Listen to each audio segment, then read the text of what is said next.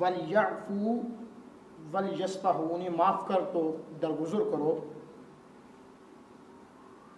اور پھر فرمایا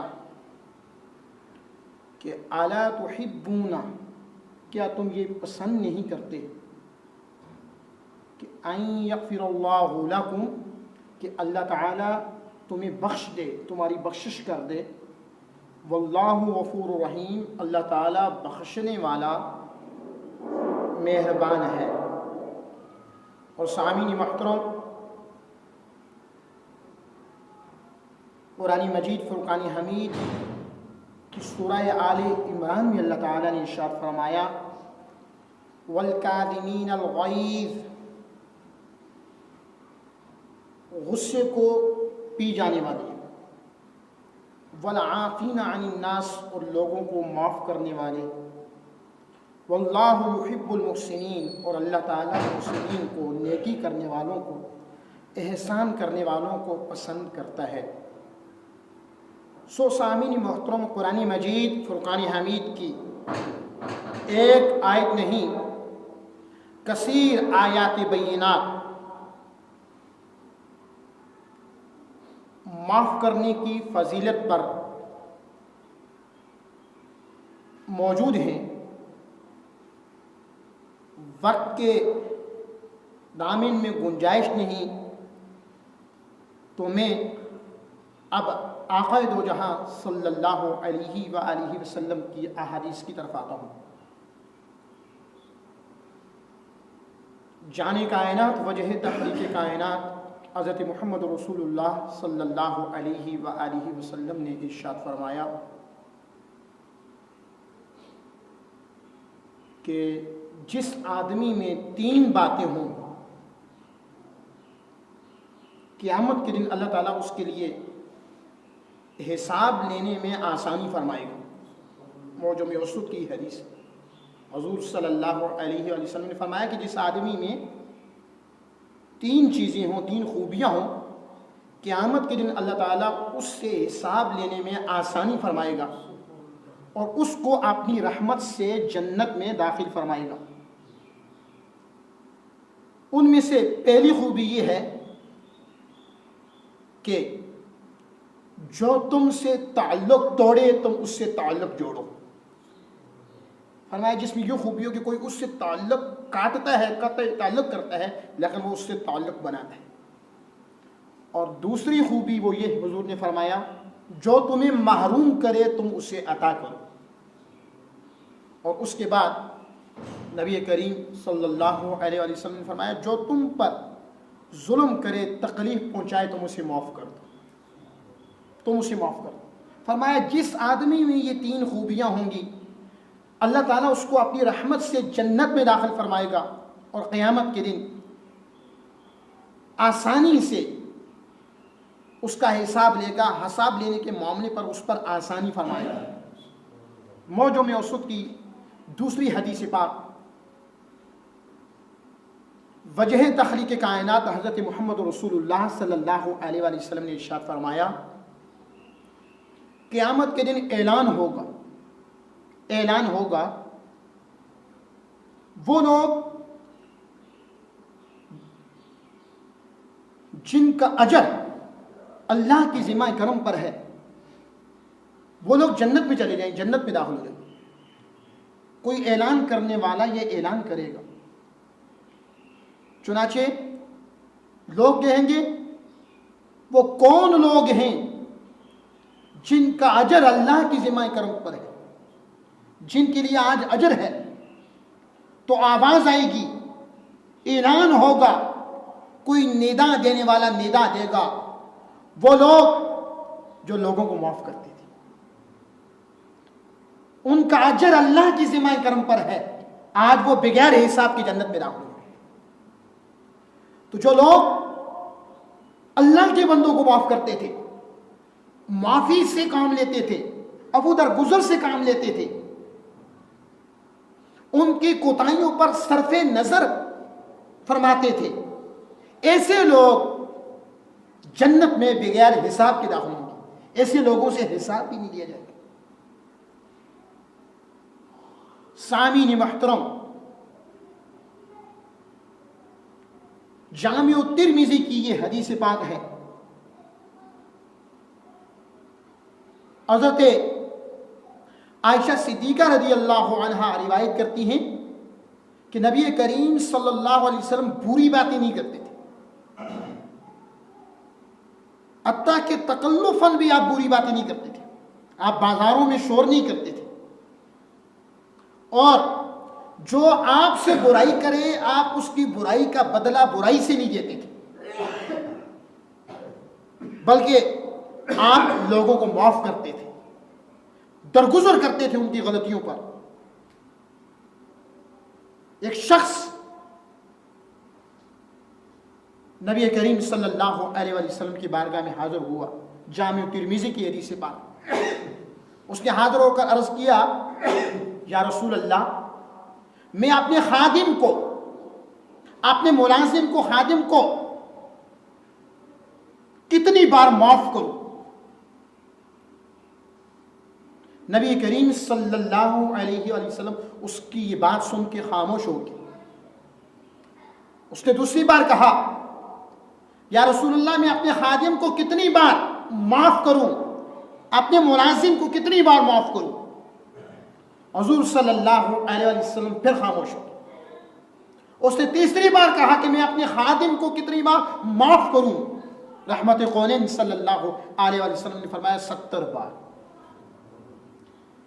حکیم الامت مفتی احمد یار خان نعیمی اس حدیث کے تحت فرماتے ہیں کہ 70 کا جو عدد ہے وہ زیادتی یہ بیان کے لیے آیا ہے، یعنی کہ بہت زیادہ اس کی کوتاہیوں کو معاف کرو، بہت زیادہ اس کی غلطیوں کو معاف کرو.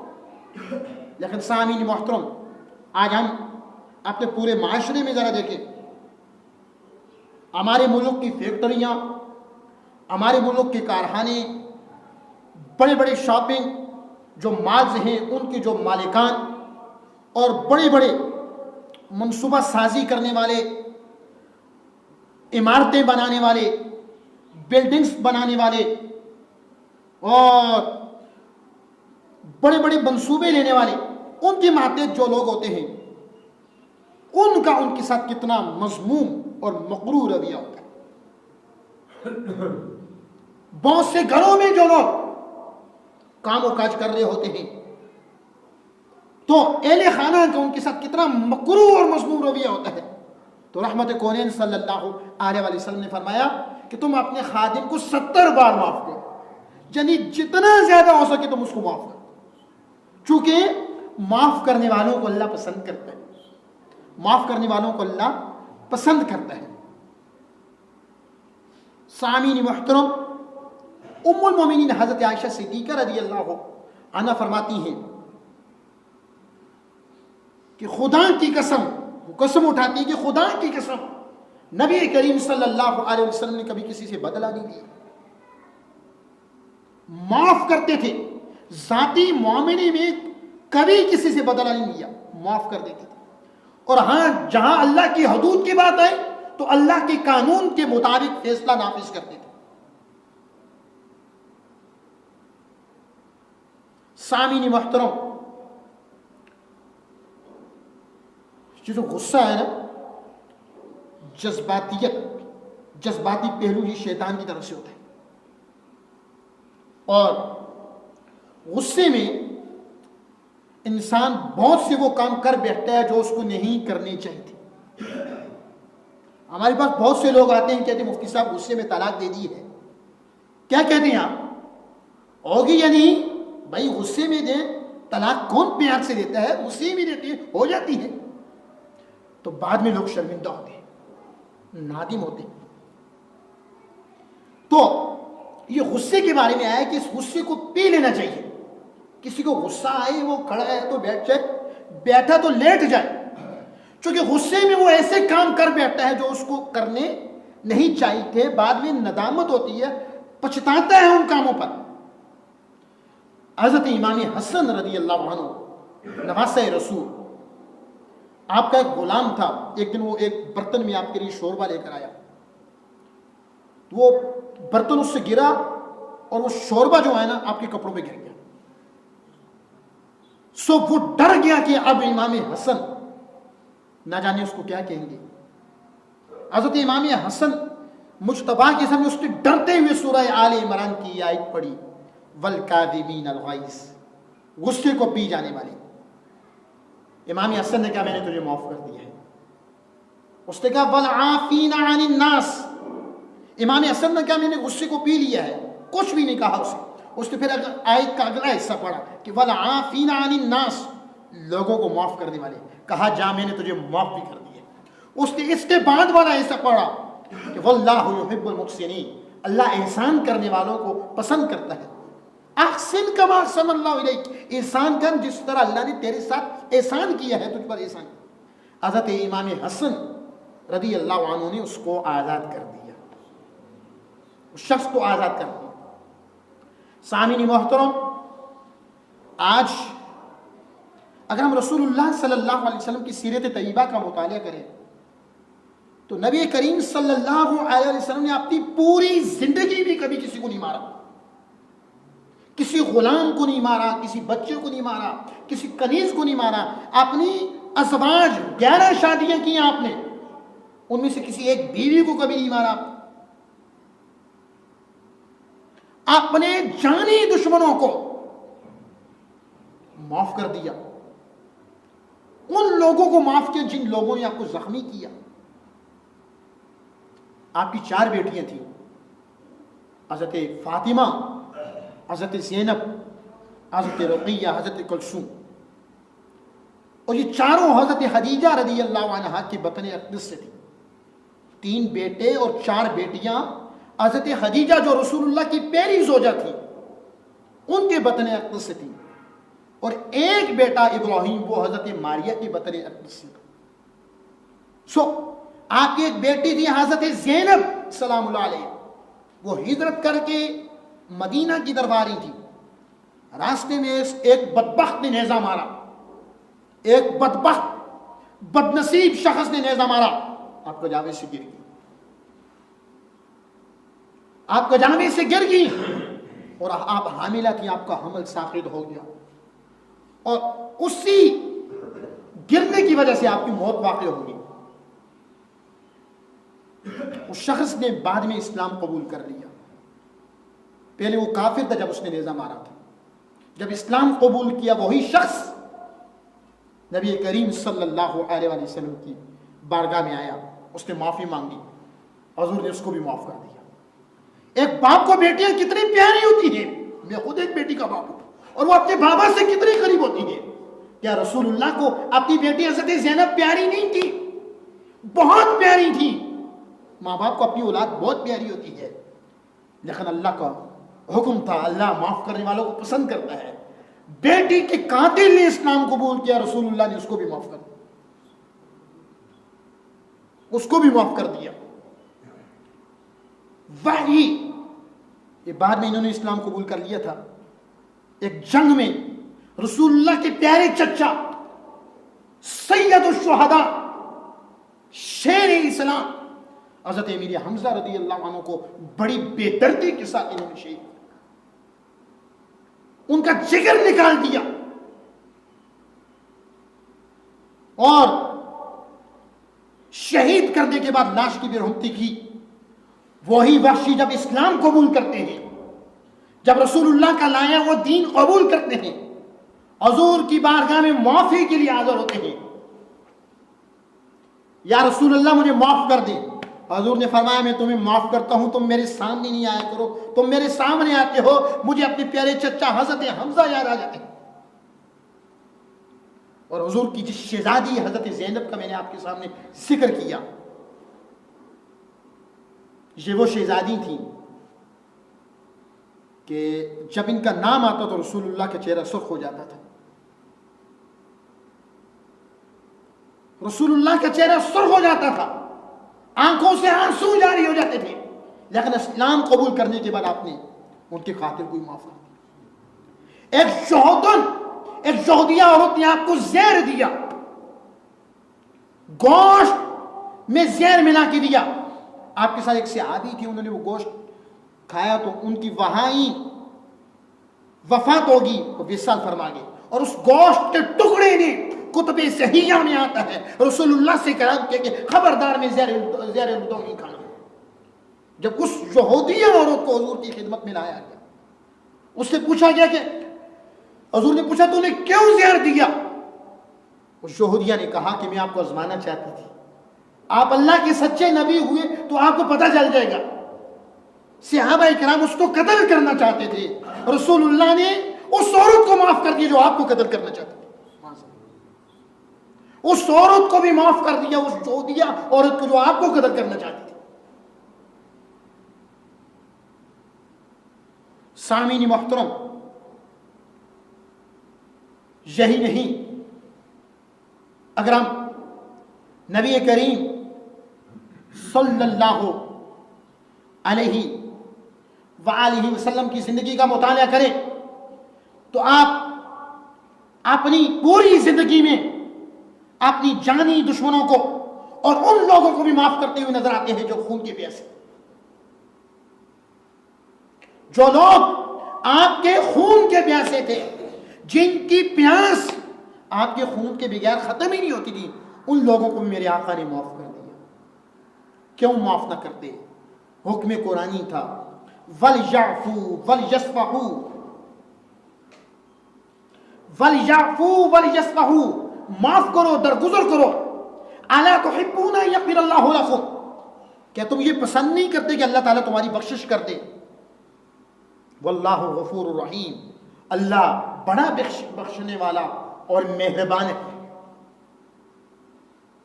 سامعین محترم, یہی نہیں, ہم اگر رسول اللہ کی زندگی کا مطالعہ کرتے ہیں, وادی طائف میں رسول اللہ اسلام کی دعوت دینے کے لیے جاتے ہیں. وادی طائف کا سردار ایک اوباش لڑکوں کی جماعت آپ کے پیچھے لگاتا ہے. وہ طائف کے رہنے والے بدمعاش رسول اللہ پہ پتھر برساتے ہیں, اور نبی رحمت صلی اللہ علیہ وسلم کے پاؤں سے خون جاری ہو جاتا ہے اور آپ کے نالین خون میں تر ہو جاتے ہیں. ایک فرشتہ آتا ہے, وہ فرشتہ آ کے عرض کرتا ہے کہ اے محمد صلی اللہ علیہ وسلم, اللہ یہ فرماتا ہے یہ جن لوگوں نے آپ پر ظلم کیا, 2 پہاڑوں کو اٹھا کر ان پر ملا دیا جائے, یہ نیست و نابود ہو جائیں, تباہ و برباد ہو جائیں. لیکن رسول اللہ فرماتے نہیں, میں ان کے لیے ہدایت کی دعا کرتا ہوں. ان کی نسل سے اللہ تعالیٰ ایسے لوگوں کو پیدا کرے گا جو اللہ وحدہ لا شریک کی توحید کی گواہی دیں گے, اور میں محمد کو اللہ کا رسول مانیں گے, اور رحمت کونین صلی اللہ علیہ وآلہ وسلم انہیں بھی معاف کر دیتے. ایک شخص ننگی تلوار لہراتے ہوئے آیا اور حضور کے سامنے کھڑا ہو گیا. تلوار لہراتے ہوئے آیا اور حضور کے سامنے کھڑا ہو گیا اور کہنے لگا کہ آپ کو مجھ سے کون بچا سکتا ہے؟ جانے کائنات حضرت محمد رسول اللہ صلی اللہ علیہ وآلہ وسلم نے فرمایا اللہ. اور جلال نبوت دیکھا اس شخص نے, جب دیکھتے ہی دیکھتے وہ تلوار اس کے ہاتھ کے نیچے, ہاتھ سے گر گئی نیچے آ گئی. اس کے ہاتھ میں تلوار دی, نبوت کا روب و جلال دیکھا وہ تلوار گر گئی.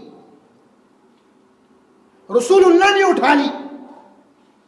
سو نبی کریم صلی اللہ علیہ وآلہ وسلم نے جب اس تلوار کو اٹھایا اور کہا اب تو بتا تجھے مجھ سے کون بچائے گا؟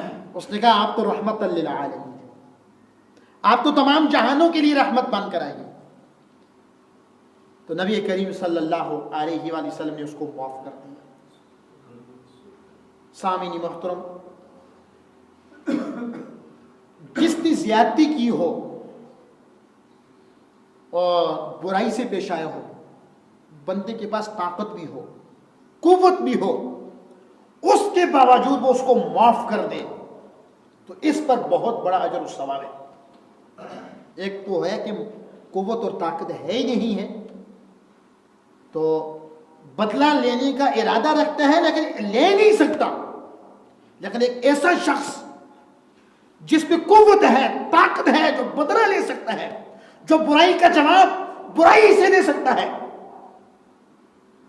اس کے باوجود وہ معاف کر دے، تو اس کا یہ معاف کرنا اللہ تعالیٰ کو بڑا پسند ہے، اس کا یہ معاف کرنا اللہ رب العزت کو بہت پسند ہے۔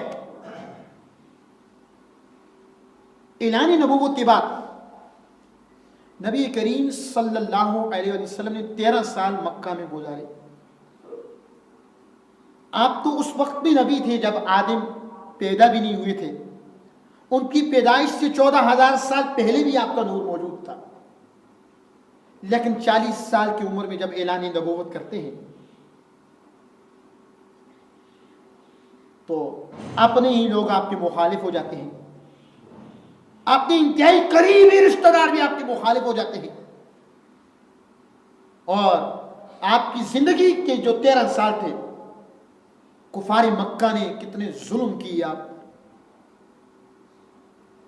ظلم مظالم کے پہاڑ ڈھا دیے، ان کے مظالم انتہا کو پہنچنے لگے۔ نبی کریم صلی اللہ علیہ وسلم نماز پڑھتے، مکہ کے کافر اوجڑیاں کے آپ کی کمر پہ پیٹھ پہ ڈال دیتے۔ نبی کریم صلی اللہ علیہ وسلم کو صادق و امین کہنے کے باوجود آپ کی دعوت کو قبول نہ کرتے، اور دعوت کو قبول نہ کرنا تو الگ بات، اتنے ظلم کرتے، تاریخ انسانی ان کے مظالم کی مثال نہیں پیش کر سکتی۔ سامعین محترم، پھر مکہ کے کافروں نے اور قریش مکہ نے رسول اللہ کو اور آپ کے صحابہ کو اتنا تنگ کیا، تاجدار کائنات نے مکہ کو چھوڑ دیا، مکہ کو چھوڑ دیا۔ 10 سال آپ نے جب مکہ میں گزارے، اس کے بعد آپ نے ہجرت کی، مکہ کو چھوڑ کے جب مکہ سے جانے لگے، سرزمین مدینہ المنورہ میں آئے، وہاں کے لوگوں نے آپ کا استقبال کیا، بچیوں نے دف بجائے، اور ابو ایوب انصاری کے گھر رسول اللہ کی سواری رکی، وہاں 2 منزلہ گھر تھا، اس میں آپ نے قیام کیا، اور اس کی بھی بڑی لمبی داستان ہے۔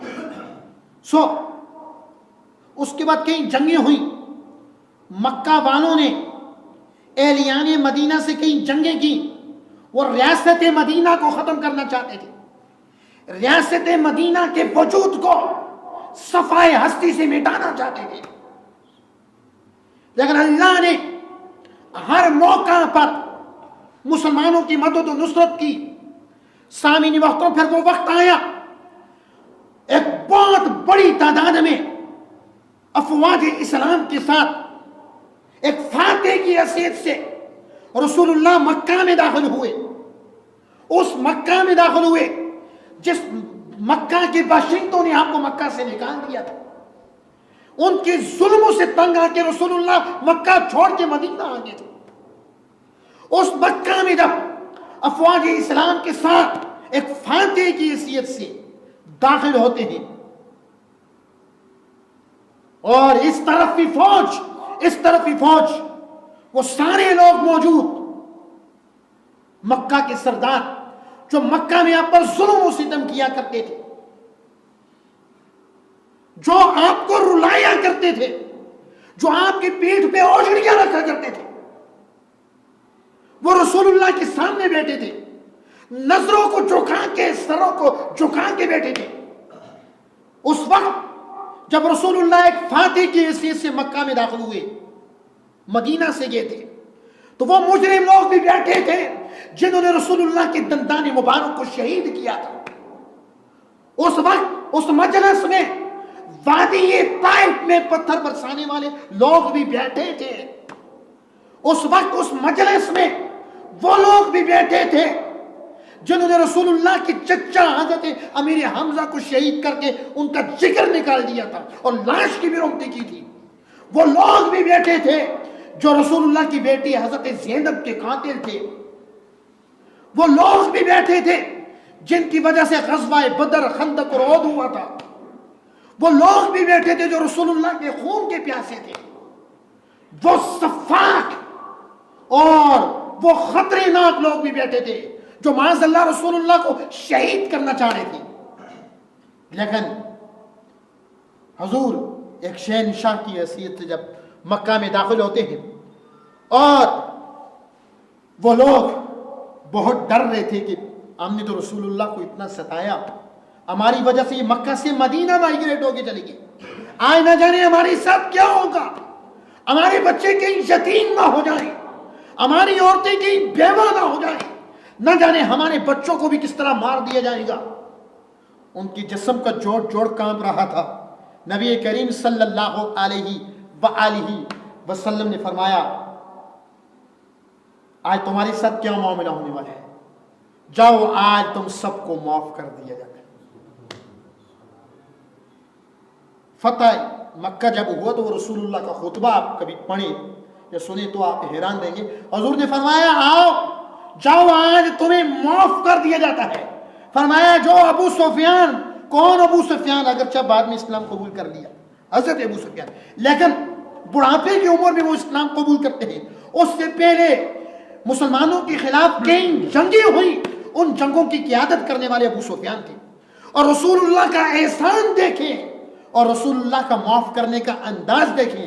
حضور نے فرمایا جو ابو سفیان کے گھر چلا گیا وہ بھی مامون و محفوظ ہے، جس نے ہتھیار ڈال دیے اس کے لیے بھی عام معافی ہے، جس نے اپنے گھروں کے دروازے بند کر دیے اس کے لیے بھی عام معافی ہے۔ کن لوگوں کو معاف کیا؟ ان لوگوں کو معاف کیا جنہوں نے ساری زندگی رحمت کونین صلی اللہ علیہ وآلہ وسلم کو ستایا تھا۔ سامعین محترم، معاف کر دینا، کسی کی غلطی کو درگزر کر دینا یہ آسان بات نہیں، لیکن کوئی کسی کو معاف کر دیتا ہے اور فقط زبان سے ہی نہیں دل سے معاف کرتا ہے، وہ اللہ کے ہاں بڑا مرتبہ پاتا ہے، اللہ اس کی بخشش فرما دیتا ہے۔ فرمایا جو لوگوں کو معاف کرے اللہ تعالیٰ اس کو معاف کر دیتا ہے، وہ اللہ کا محبوب بندہ بن جاتا ہے۔ قرآن مجید فرقان حمید کی جن آیات کے ساتھ میں نے اپنی گفتگو کا آغاز کیا تھا، میں انہی آیات کے ساتھ اپنی گفتگو کا اختتام کرتا ہوں۔ قرآن مجید فرقان حمید کی سورہ نور کی آیت نمبر 22 میں اللہ تعالیٰ نے ارشاد فرمایا وَلْيَعْفُوا وَلْيَصْفَحُوا، معاف کر دو، درگزر کر دو۔ أَلَا تُحِبُّونَ أَن يَغْفِرَ اللَّهُ لَكُمْ، کیا تم یہ پسند نہیں کرتے کہ اللہ تمہاری بخشش فرما دے؟ وَاللَّهُ غَفُورٌ رَحِيمٌ، اللہ بخشنے والا مہربان ہے۔ اور سورہ آل عمران میں فرمایا وَالْكَاظِمِينَ الْغَيْظَ، غصے کو پی جانے والے، وَالْعَافِينَ عَنِ النَّاسِ، اور لوگوں کو معاف کرنے والے، وَاللَّهُ يُحِبُّ الْمُحْسِنِينَ، اور اللہ احسان کرنے والوں کو پسند کرتا ہے۔